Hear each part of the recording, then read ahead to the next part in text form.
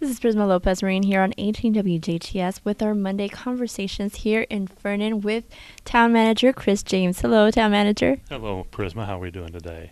We are doing just great. Thank you for having us here in Ferdinand. I wanted to kind of touch base. I know it happened a couple weekends ago about the German folk festival. The Rosenvolk Medieval Festival. It was another big success. This was the second year they've had the event in town. Year one, they actually had it on a portion of the property at the Sisters of St. Benedict. And it tied in because they had available green space, and it also fit because of the castle on the hill. That ties in very well with the German theme. There was a very good first year event for them. They did it in cooperation with the St. John School, St. John the Baptist, or St. John the Catholic School in Jasper. This year they kind of reconstructed a little bit and did it on their own, just Rosenvolk specific. They had to shift location. In part, some of the green space that they used last year was adjacent to the Bennett Hall renovation project going on up at the Sisters, which has been going on pretty much all of this year. So there was some space issues. They weren't going to be able to use as much of the grounds as they needed, and then there was a couple of other conflicts with schedule, so they approached the town, and once we were able to sit down with the park board and figure out, will this fit? How do we want to organize it and get the lay of the land, make sure everything fits in the way that the town wants to, but still be true to the Rosenvolk theme? We were able to come to an arrangement on that, so they shifted it to 18th Street Park.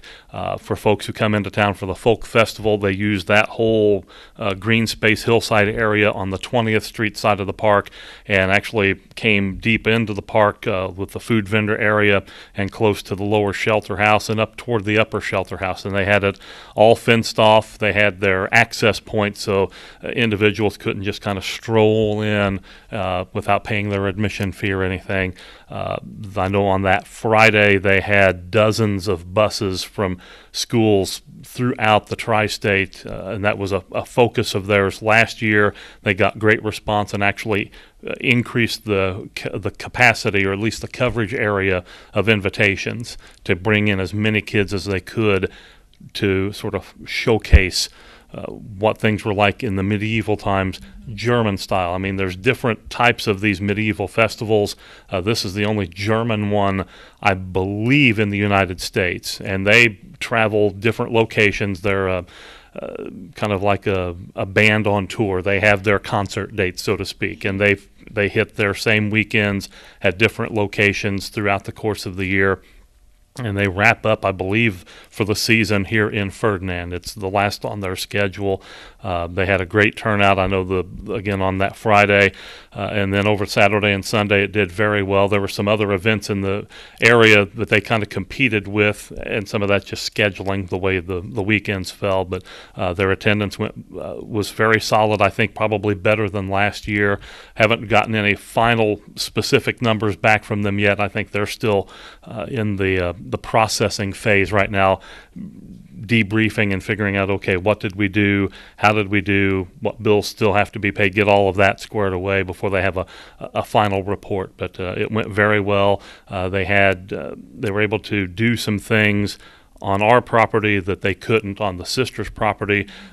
Jousting. Last year they did sort of a modified version of it. This year it was the full on, you got the helmets and the metal armor work and everything, the jousting sticks, the whole bit, and horses at each end and go, and full on impact. And those fellas, whatever they get paid to do that, or whatever their benefit is of doing it, they earn that benefit. It is full scale, just like ye olden days in that regard. But that was one of the highlights of it. They had their masquerade ball. Last year, I know that part of their one of the drawbacks a little bit, it was a cool stretch last year, and they were trying to figure out how to stay warm.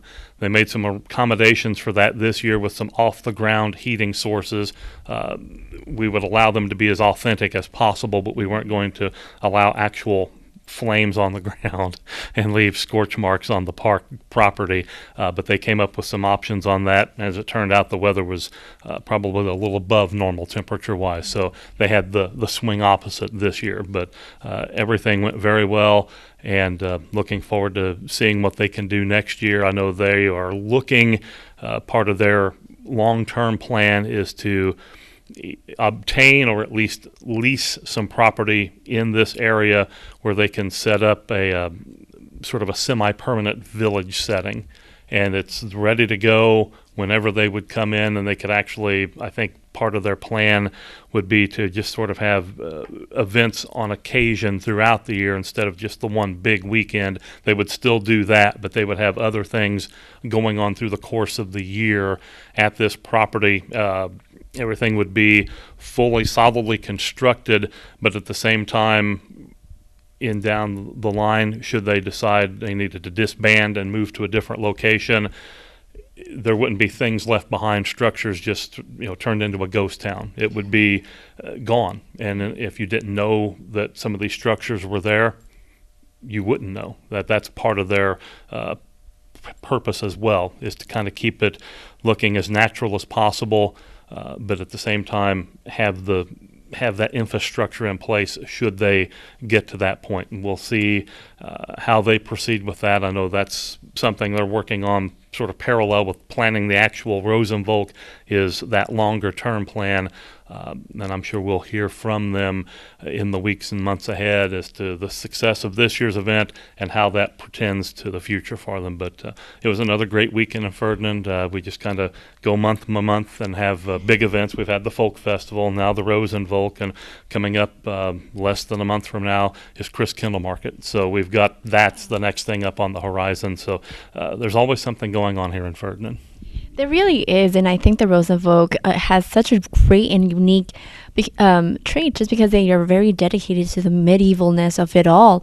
They actually spoke with some of them at the station, and they actually do their own clothing from scratch, and they look very authentic. So it's a very incredible dedication to just providing that sense of reality, or that sense of that dedication to what medieval was. And so can you tell us how that's a great trait for Ferdinand in general? If they do bring that village, or they do construct this thing, how is that a benefit towards the town? Well, it's a benefit because much like Folk Festival, it's not just local people who attend.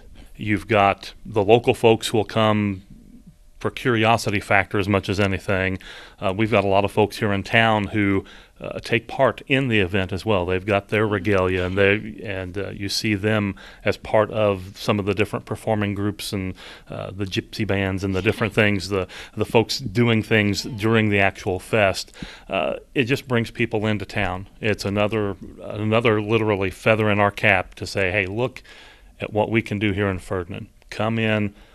And again, you come for the fest, but while you're here, kind of check out the town and the surrounding area and see what things are like. And again, it's sort of an enticement to see if we can maybe grab a hold of a couple of those folks and say, I'd like to live here, not just come and visit for this fest or that fest, but put my roots down here, get employment with one of our many great local employers, and make this my home base, and kind of spread and grow the town in that way, sort of a organically driven growth in a way. But that's the biggest benefit in that respect. And then obviously the economic impact, because when they come into town, they're purchasing their fuel, staying in the hotels. I mean, getting food, whether it's at the grocery or at one of our restaurants, and just visiting the sisters up at their gift shop and different things, just exploring the town and leaving that economic impact after they've moved on back to their home. We're still benefiting from that. So it's a win-win type situation. They get a lot of people in for the fest. We bring people into town. We get to show off Ferdinand, and they get to, in this case, they have it at the 18th Street Park, which is one of our jewels, and they can see what a town of 2,200 people can do with a dedicated focus to making this the best life experience possible in this area. They can see the parks. They know the school system is going to be good if they just check out the signs coming into town, the 4-star schools and the blue ribbons and things of that nature, and just some of the unique attributes that we have with the Sisters of St. Benedict. Even though they couldn't have it on their grounds, they could still look up on the hill, and there's the castle. And if they could schedule it ahead, probably do a tour or just at least visit the properties a little bit. So all of the things that Ferdinand have to offer, they can take part in on a short-term basis on that weekend, but the hope is maybe some of those folks will come back and make this their home base and raise their family and make it their community for years to come. Well, I definitely could see the Rosenvolt being a great permanent trait just because it had so much rapport, great rapport, and people responded really well to it.